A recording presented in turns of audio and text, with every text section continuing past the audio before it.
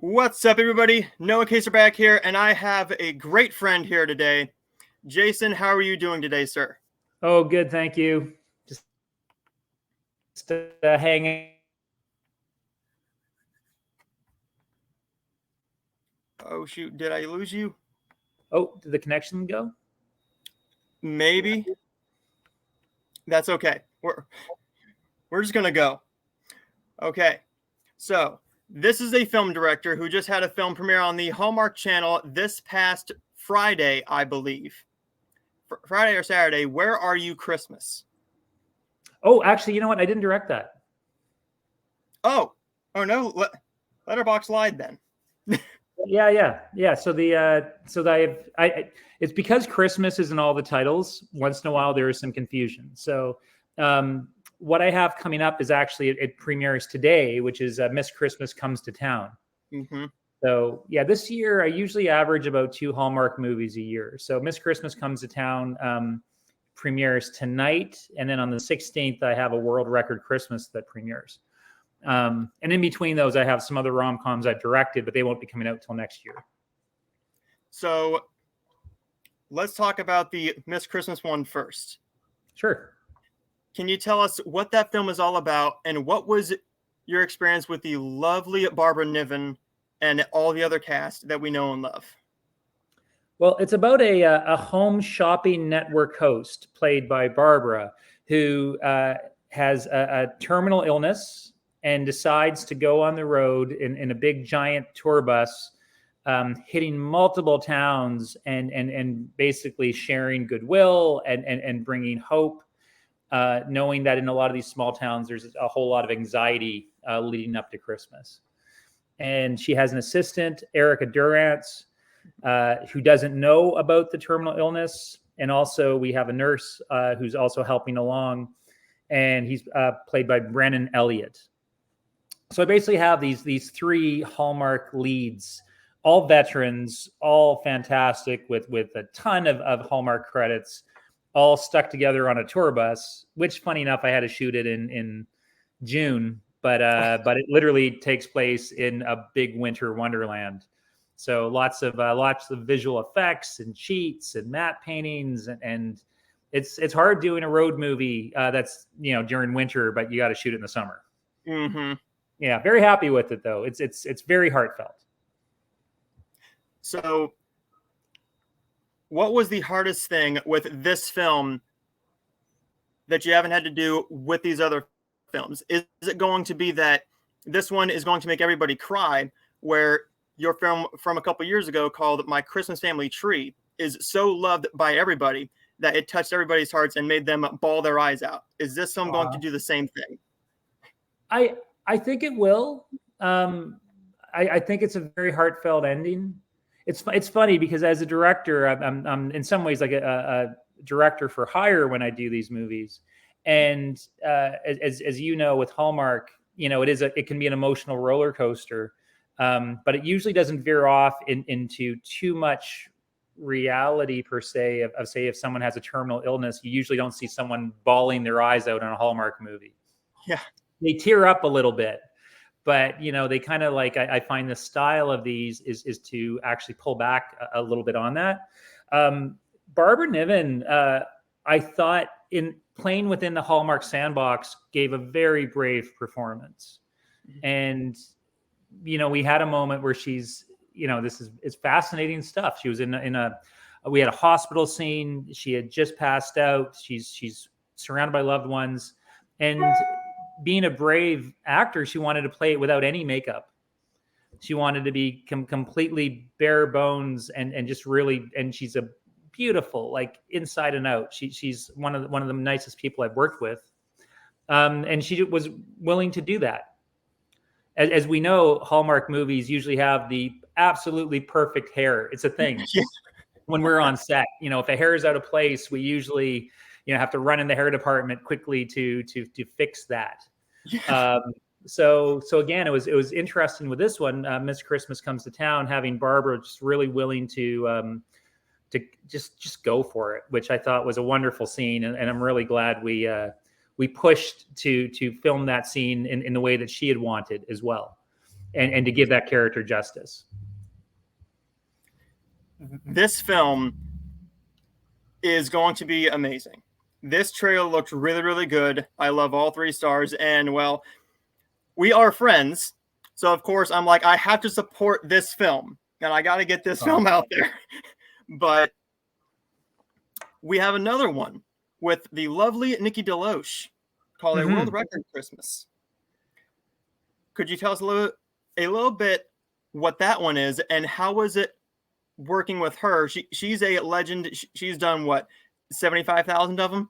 Yeah, she's a legend. Truly a legend and incredible to work with. So what's fascinating about this one, and it's very different from the usual Hallmark movie. So it's actually inspired by a true story that was born out of Salmon Arm here in British Columbia in Canada. And his name is Alden Maxwell, inspired by what he did. Teenager, he's on the spectrum. He's autistic.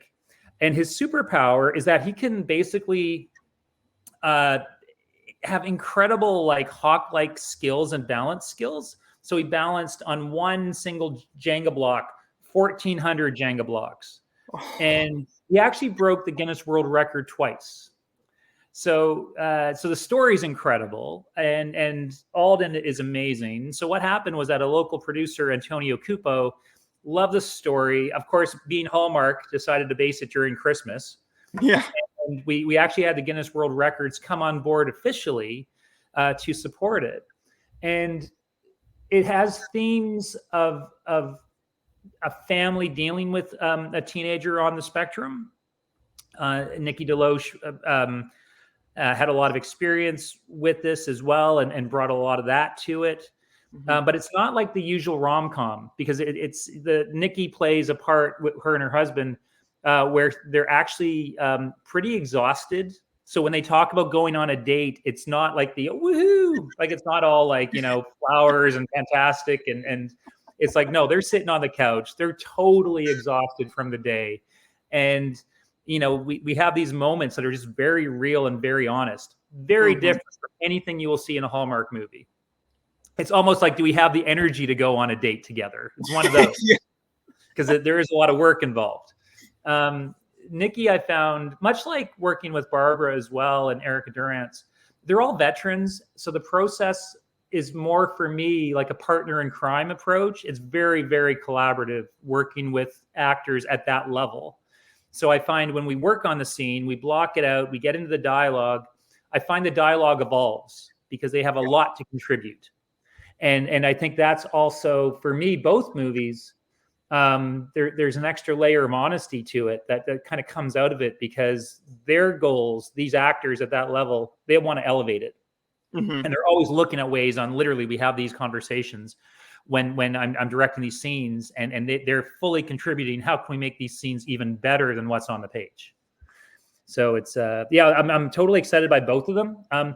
Admittedly, like I do lean more towards A World Record Christmas only because I just love the idea that basically everything's centered around a teenager who's autistic. I don't think I've seen that yet in a Hallmark movie. So that for me is so different and very complicated. I love the challenge of having to build 1,400 Jenga blocks on a single block. So the props department, kind of blew their minds that we were taking this on. The resets, obviously we needed a pretty decent plan. Yeah. Last year we got a film, or it might have been 2021, that deal with 2 kids with Down syndrome. And yes, they were falling in love. Peter Benson directed that. He's an old friend of mine. I used to work with him as an actor. And he's been knocking these out of the ballpark. I thought that was a beautiful movie that he directed.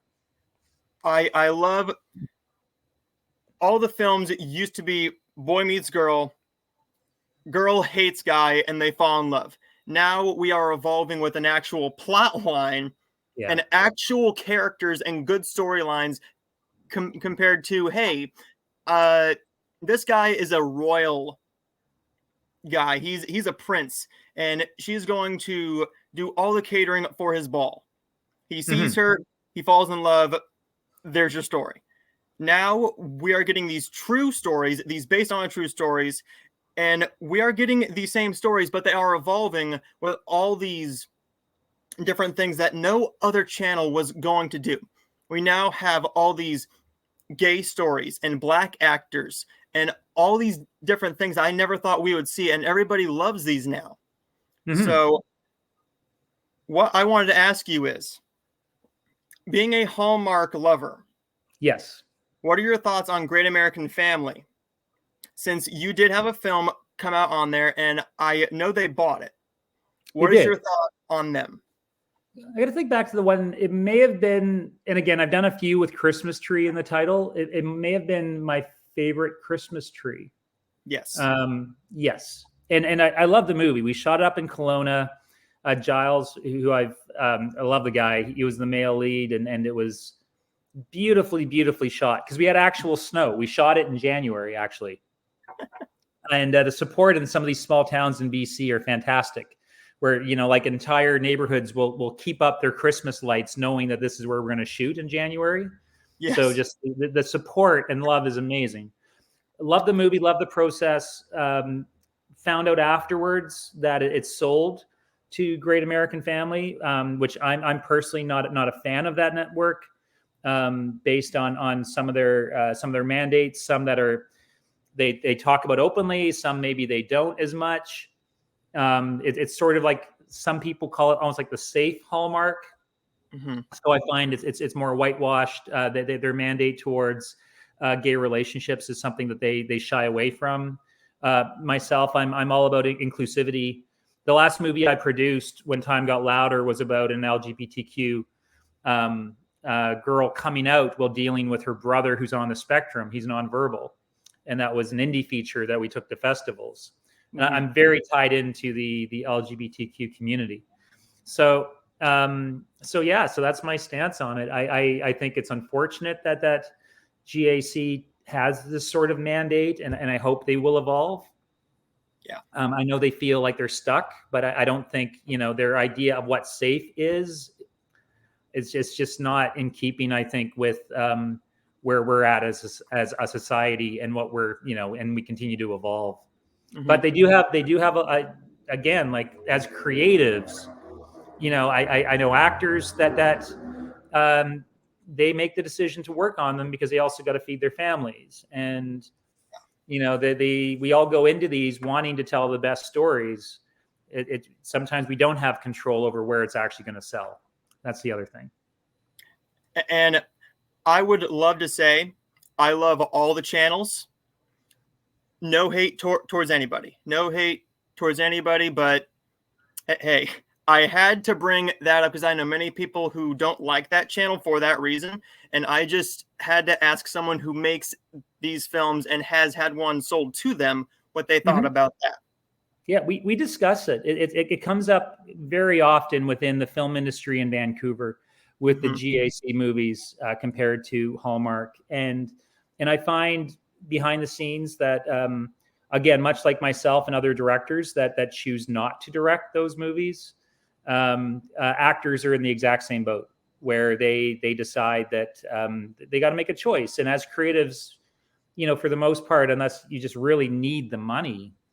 I think people when they with these type of things, I think ethics come into it, and your own morality compass comes into it as well.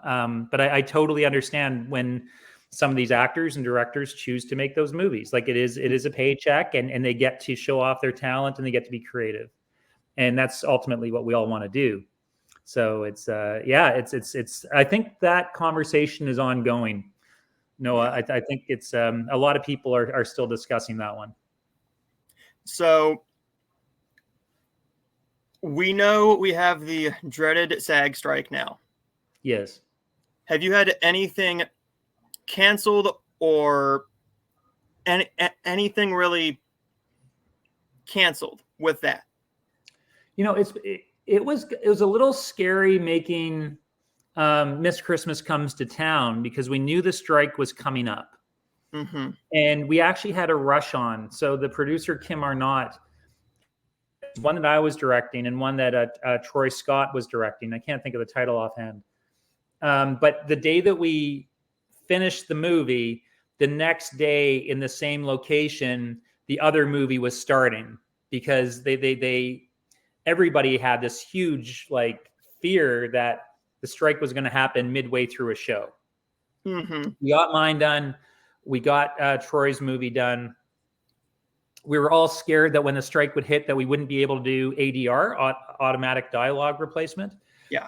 As you know, I mean, some of these movies, when you got the fake snow drifting through, you actually have this really super loud snow fan machine that wrecks all the dialogue, and those poor actors got to try to, act their way through it, knowing that they got to do it in post. So we actually were quite afraid as to how our post would go, because if the strike happens, and those SAG actors wouldn't be able to come on board to do the ADR of the dialogue. But we got both of them done. So nothing of mine got canceled. And I just completed one with Cindy Busby, and Cindy, absolutely incredible. I just wrapped that just a few days ago. And Ben Hollingsworth was the male lead, and he's from Virgin River, one of the leads. So we were able to do it because it's all Canadian. So we were able to avoid SAG completely. Mm-hmm. And I think there's quite a few Hallmark movies in production, because aside from that, they did announce that these Hallmark movies, I think, now fall under SAG. It's kind of like the waiver that you've probably been hearing about. So SAG is signing off on these Hallmarks. So here in BC, the industry got hit huge. We have like 88,000 people that are basically out of work, but these indie Hallmark movies and rom-coms are still going. Yeah. So that's been a blessing for some of us. And I've been blessed that I continue working as well. So it's interesting times. So all the big series, obviously, that's the big thing that got affected. Yeah. Could you say anything about the Cindy movie? I can tell you right now, after working with, and I hate to compare them, because I've been blessed to work with like the Nikki DeLoaches and Kimberly Sustads and like these fantastic female leads. Cindy, at times, Cindy is almost like, oh boy, who's that? Almost like a Jim Carrey. Like, she has this innate ability that even when she's not saying any lines, the reactions she gives are just so incredibly funny. Mm-hmm. And she's probably the funniest person I've worked with, period. Just like from what she could bring to it. Very technical. So I could tell you now that it's called A Whitewater Romance. It'll be coming out, I'm hoping, in probably the summer of next year. She plays someone who has to go on a corporate retreat, which is very cutthroat. So she has a really wonderful arc. But the retreat also incorporates a whitewater rafting, and also lots of zip lining and lots of craziness that we had to shoot, under some extreme conditions. So she's literally in a whitewater raft. At the time that we were filming on the river, salmon spawning was happening. So grizzly bears were sighted along the shore, so we couldn't get off the boats. But we're doing beautiful drone shots and going through rapids, and Cindy literally is right there in the middle of it. Incredible that she was willing to do it, because it's also very cold water. We shot up in Squamish, so the water itself is like, it's glacier freezing water. It's freezing. Yeah. So it truly feels a little bit more of an adventure than the usual rom-com, and I can't wait for people to see it. There is one actress that I absolutely love that you got to work with. I believe it was 2021. Mm-hmm. And it's Rhiannon Fish. Oh, isn't she awesome? She is awesome. I love her so much. She's pretty much brand new to the genre, really. I would say so too. Yeah, just in the last 3 years, I think she's just really become this. Her career has just skyrocketed.